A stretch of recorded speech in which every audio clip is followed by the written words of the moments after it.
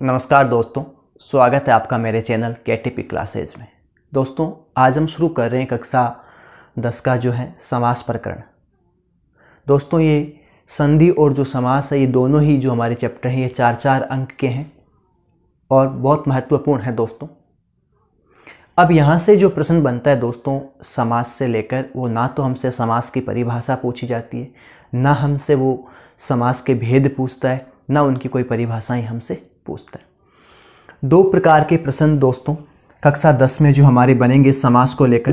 पहला होगा कि विग्रह हमें दिया हुआ होगा और उस विग्रह का हमें क्या करना होगा, समास करना होगा, और समास का क्या बताना होगा, नाम भी बताना होगा।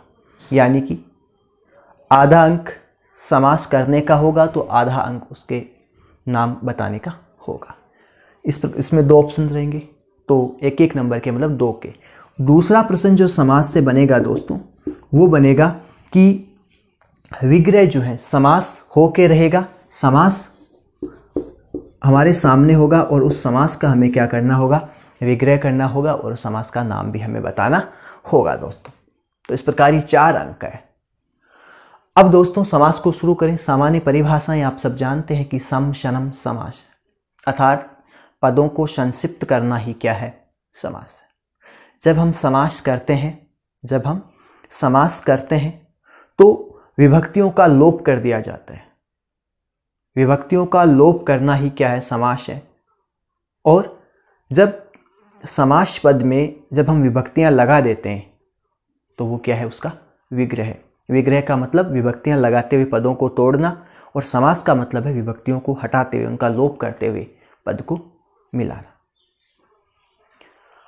हमारे पाठ्यक्रम में जो है वो तत्पुरुष समास को नहीं रखा गया। बाकी जो 5 समास है, अव्ययभाव, द्वंद्व, द्विगु, बहुव्रीहि और कर्मधारय जो समास है उसको शामिल किया गया। अब हम शुरू करते हैं अपना पहला समास। और मैं आपको ये बता चुका हूँ दोस्तों कि हमसे ना परिभाषा ना इसके भेद पूछे जाएंगे, तो हम वही अध्ययन करेंगे जो हमारे प्रश्न पत्र में होगा। पहला समास है अव्ययभाव समास। अव्ययभाव समास, इस समास के नाम से आप देखिए, इसका नाम देखिए, अव्ययभाव। अव्ययभाव मतलब अव्यय क्या होते हैं दोस्तों, ऐसे पद, ऐसे शब्द जिनमें कभी कोई विकार उत्पन्न नहीं होता, या आप यह कह सकते हो कि हिंदी के आपके जो अविकारी शब्द होते हैं दोस्तों, हिंदी के आपके जो अविकारी शब्द हैं वही हमारे क्या हैं, अव्यय। और इन अव्ययों में दोस्तों उपसर्ग को भी शामिल किया जाता है। अव्ययभाव समास में क्या होगा, पूर्व पद प्रधानो अव्ययभाव समास। इसका पूर्व पद क्या होगा, प्रधान होगा। अब ये पूर्व पद क्या होता है दोस्तों, जिस प्रकार संधि में हमने प्रथम पद और द्वितीय पद देखा, ठीक इसी प्रकार इसमें भी क्या होता है, 2 शब्दों से मिलके। इसमें भी समास में भी क्या होंगे, 2 शब्द होंगे। पहला जो शब्द होगा वो हमारा पूर्व पद या प्रथम पद कह सकते हैं, और दूसरा जो होगा वो क्या होगा, द्वितीय पद या उसको उत्तर पद कहा जाता है। तो इसमें जो पहला पद होगा वो क्या होगा, प्रधान होगा। इसमें देखिए पूर्व पद क्या होगा, प्रधान होगा। साथ ही पूर्व पद क्या होगा, एक अव्यय होगा, यानी उपसर्ग। यहाँ हमारे पाठ्यक्रम के अकॉर्डिंग 100% दोस्तों यह गारंटी है कि आपको जो अव्ययभाव समास मिलेगा उसका जो पहला पद आपको मिलना है। अगर समासिक पद जो मिलेगा, अगर समस्त पद जो मिलेगा, समास किया हुआ आपको मिलेगा, तो उसका पहला पद आपको उपसर्ग दिखाई देगा। और दूसरा पद क्या होगा, दूसरा पद कोई संज्ञा पद हो सकता है, कोई व्यक्ति, वस्तु, स्थान या भाव उसमें हो सकता है। अव्ययभाव समास में दोस्तों इसकी सबसे बड़ी ये विशेषता है कि अव्ययभाव समास अगर समास किया हुआ है, विभक्तियों का लोप करके पदों को अगर मिलाया हुआ है, अगर समासिक पद है दोस्तों, तो वो नपुंसकलिंग एक वचन में आपको मिलेगा। और नपुंसकलिंग एक वचन की पहचान क्या होती है दोस्तों, कि शब्द के अंत में मैं आपको क्या दिखाई देता है, हलंत दिखाई देता है, या आप कह सकते हो कि मैं जो है वो आपको अनुस्वार के रूप में लगा हुआ दिखाई देता है। वापस देखिए दोस्तों, पूर्व पद इसका प्रधान होगा, और पूर्व पद कोई उपसर्ग होगा, यानी कोई अव्यय पद होगा। दूसरा पद कोई संज्ञा पद हो सकता है, और अव्ययभाव समास का जो समासिक पद होगा, समास किया हुआ जो पद होगा, वो नपुंसकलिंग एक वचन होगा। यानी कि या तो मैं हलंत मिल जाएगा आपको, या फिर आपको अनुस्वार के रूप में मिल जाएगा। अब आइए इसको शुरू करते हैं। और इस अव्ययभाव समास में जो इसका पहला रूप देखिए आप, पहला अव्यय शब्द क्या है इसमें, उप। उप के योग में दोस्तों षष्ठी का प्रयोग होता है और उप का जो भाव है वो होता है समीप। उप जो शब्द है, अव्यय शब्द है, या जो ये उप उपसर्ग है, ये किसका संकेत करता है, ये किसी भाव के या वस्तु के पदार्थ के समीप होने का क्या करता है, संकेत करता है। तो उप का अर्थ क्या लेंगे, समीप के अर्थ में लेंगे। विभक्ति कौन सी लगाएंगे, उप के योग में षष्ठी विभक्ति का प्रयोग करेंगे। अब देखिए मैं बता चुका हूं कि दो प्रकार के प्रश्न आएंगे। अब मान लीजिए परीक्षा में हमारे सामने समस्त पद, समस्त पद का मतलब है दोस्तों जहां विभक्तियों का लोप कर दिया गया है, जहां विभक्तियों का लोप कर दिया गया, विभक्तियों को हटा दिया गया और एक पद बना दिया गया, वो होता है समासिक पद या समस्त पद। अब मान लीजिए परीक्षा में आया उपकृष्णम और कहा कि इस पद का जो है समास विग्रह करते हुए समास का नाम लिखिए। तो हमें देखिए दोस्तों उपकृष्णम, ये देखिए ये पहला पद है उप और ये दूसरा पद है कृष्णम, या यूँ कह सकते हैं कि ये पूर्व पद हो गया और ये उत्तर पद हो गया, या कि यूँ कह सकते हैं प्रथम पद और ये द्वितीय पद। और इस समास की विशेषता क्या है, इस समास अव्ययभाव समास की विशेषता क्या है कि पहला पद जो है पूर्व पद क्या होगा, प्रधान भी होगा और क्या होगा, कोई अव्यय होगा। और अव्यय में हम किसको शामिल करते हैं, उपसर्ग को। तो उप क्या है, उप क्या है, उपसर्ग है और अव्यय भी इसको कह सकते हैं। दूसरा पद क्या होगा, संज्ञा पद होगा, कृष्णम, कृष्ण नाम होता है किसी का, तो ये क्या है, ये एक संज्ञा पद है। अब क्या करना है दोस्तों, उप के योग में देखिए कौन सी विभक्ति लगानी है, षष्ठी लगानी है, लगाएंगे जब विग्रह करेंगे तब लगाएंगे, ठीक है। इस समास की दोस्तों एक और विशेषता, जैसे कि हमने बात की कि अव्ययभाव समास जो है इसका जो समस्त पद होगा वो क्या होगा, वो नपुंसकलिंग एक वचन में जो है उसका प्रयोग होगा या वो आपको दिखाई देगा। तो देखिए यहां देखिए उपकृष्णम, अब कृष्णम आप देख पा रहे हैं, उपकृष्णम मैं आपको हलंत दिखाई दे रहा है और नपुंसकलिंग जो शब्द होते हैं उनमें जो मैं है, नपुंसकलिंग शब्दों में प्रथमा विभक्ति जो एक वचन होता है वो आपको क्या दिखाई देता है, हलंत दिखाई देता है। तो ये समास भी क्या है, नपुंसकलिंग एक वचन में होगा। तो आप यहाँ पहचान पा रहे होंगे इसको, उपकृष्णम। अब हम इसका क्या करते हैं, समास तो इसमें किया हुआ है, अब हम इसका विग्रह करते हैं। जैसा कि हमने देखा क्या करना है, उप के योग में षष्ठी विभक्ति है, ठीक है। इस षष्ठी विभक्ति का प्रयोग कहाँ करना है दोस्तों, षष्ठी विभक्ति का प्रयोग करना है संज्ञा पद में। तो कीजिए शुरू, कृष्ण से क्या हो जाएगा, कृष्ण से षष्ठी विभक्ति का प्रयोग करेंगे हम, कृष्ण से। और दोस्तों हमें क्या करना है, उप का मतलब क्या होता है, समीप। तो समीप से हम क्या कर देंगे, समीपम कर देंगे, इसको नपुंसकलिंग बना देंगे। और इस प्रकार हमारा जो उत्तर है वो हो जाएगा दोस्तों कृष्ण से समीपम। कई जगह आपको जो है समीप की जगह आपको समीपे शब्द जो है वो दिखाई देगा, लेकिन मैं आपको ये कहूँगा कि आप आराम से कृष्ण से समीपम यहाँ कर सकते हैं। समीपम शब्द का प्रयोग आपको करना है, समीप से समीपम। अगला शब्द दिया उपगंगम, उपगंगम। दोस्तों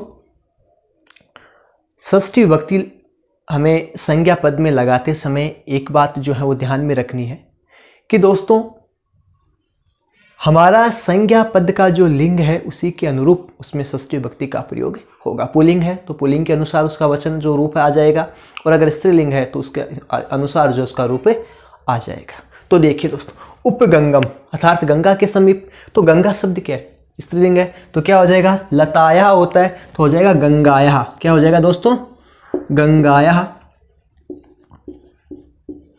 समीपम, गंगाया समीपम। समीप से हम क्या कर देंगे दोस्तों, हम समीपम में कर देंगे। दोस्तों ये समस्त पद है और ये समास विग्रह। अब अगर परीक्षा में मान लीजिए हमें समस्त पद दे दें, जैसे उपकृष्णम, उपगंगम या उपग्रामम, तो हमें क्या करना है, उसका जब विग्रह करना हो तो संज्ञा पद में हम षष्ठी विभक्ति लगाएंगे और उसके पीछे हम क्या लिख देंगे, समीपम लिख देंगे। और अगर मान लीजिए समास विग्रह दिया हुआ आ जाए और अगले ने कहा कि आप समास कीजिए, तो हमें क्या करना है, हमें क्या करना है दोस्तों कि जो समीपम है वो आगे आ जाएगा, वो उप में बदल जाएगा। समीपम की जगह क्या कर देंगे, उप कर देंगे, और जो षष्ठी विभक्ति जिस शब्द में लगी है उसको हम क्या कर देंगे, नपुंसक बना देंगे।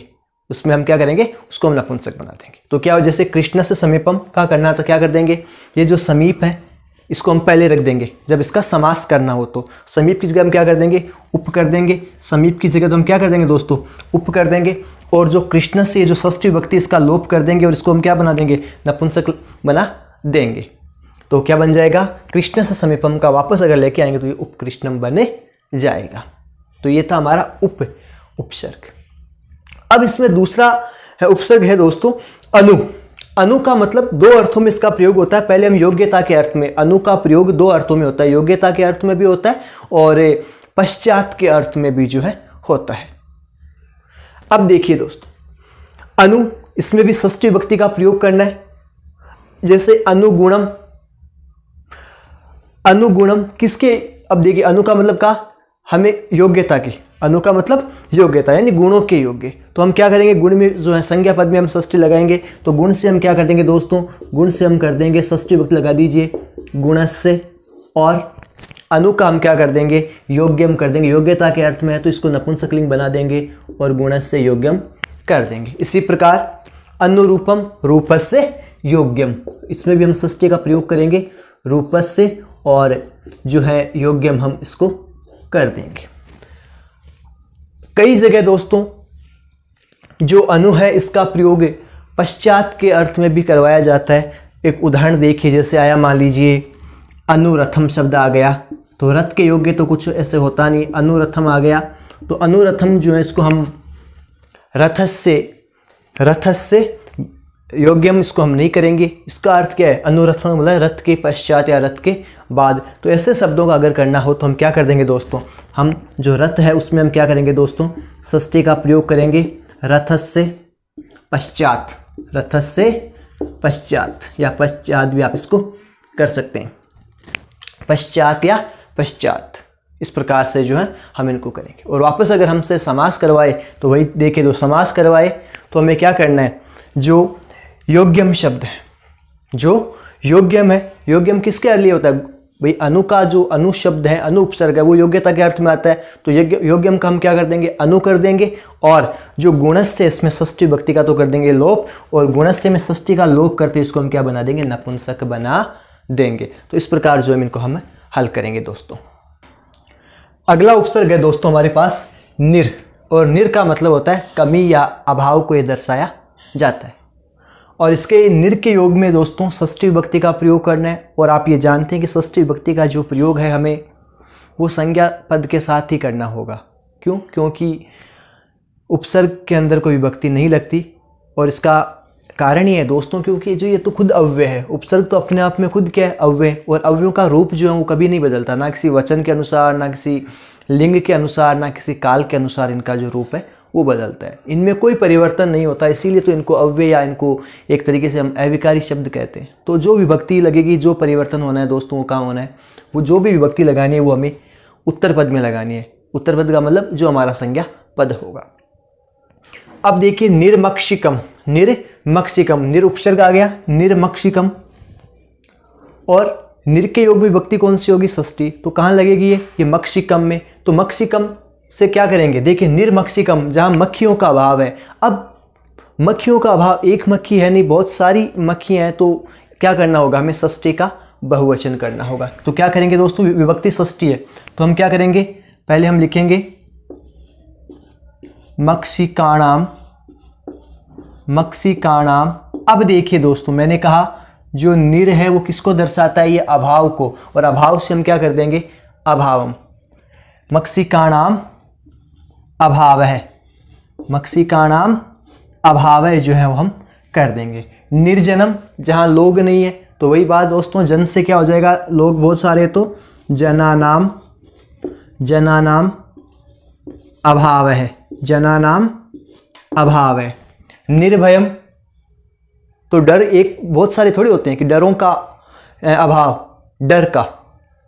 भय का मतलब निर्भयम क्या होगा, भय जो है वो हमें एक वचन ही रखना होगा, क्योंकि इसका बहुवचन नहीं बनेगा। तो देखिए दोस्तों क्या करेंगे हम, भय से, भय से, भय से अभाव है, भय से अभाव है। इस प्रकार जो हम हल कर देंगे।